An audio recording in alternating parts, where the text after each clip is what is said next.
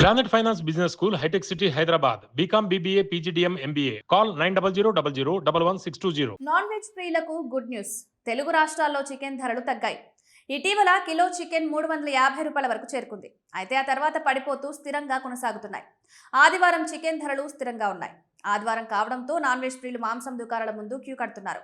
సెలవు రోజు కావడంతో మాంసం తింటూ చిల్లవుతున్నారు. ధరలు కూడా స్థిరంగా ఉండడంతో మాంసం ప్రియులకు ఊరట లభించింది. హైదరాబాద్ లో కిలో స్కిన్లెస్ చికెన్ 276 వద్ద కొనసాగుతుంది. ఇక డ్రెస్డ్ చికెన్ 242 రూపాయలుండగా రిటైల్ లైవ్ బర్డ్ 167 రూపాయలుగా ఉంది. ఎక్స్ ఫార్మ్ లైవ్ బర్డ్ 140గా ఉంది.